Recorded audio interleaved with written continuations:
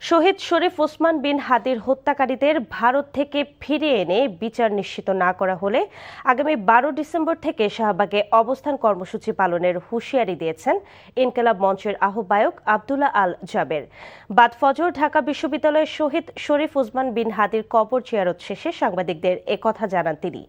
এ সময় স্বৈরাচার শেখ হাসিনা ও ওসমান হাদি হত্যাকাণ্ডের সঙ্গে জড়িতদের ভারত থেকে ফিরিয়ে আনতে দেশটির সরকারের উপর চাপ প্রয়োগে জোরালো কূটনৈতিক ও রাষ্ট্রীয় পদক্ষেপ নেয়ার আহ্বান জানান জাবের। এদিকে ইনকিলাব মঞ্চের দ্বিতীয় প্রতিষ্ঠা বার্ষিকী উপলক্ষে দিনব্যাপী বিভিন্ন কর্মসূচি হাতে নিয়েছে সংগঠনটি।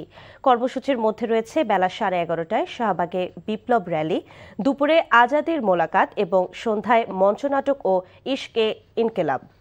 নিশ্চিত না হয় এবং খুনি হাসিনাকে যদি দেশে ফিরিয়ে এনে তার যথাযথ বিচার নিশ্চিত করা না যায়, তাহলে আজীবন আমাদের এই যে সার্বভৌমত্ব এটা হুমকির মুখেই থেকে যাবে। সরকারকে আমরা একটা নির্দিষ্ট সময়সীমা দিতে চাই। তো ডিসেম্বরের 12 তারিখ থেকে আমরা শাহবাগে অবস্থান গ্রহণ শুরু করব এবং 18 তারিখে ইনশাআল্লাহ সরকারকে একটা ফয়সালার মধ্যে পৌঁছাইতে হবে।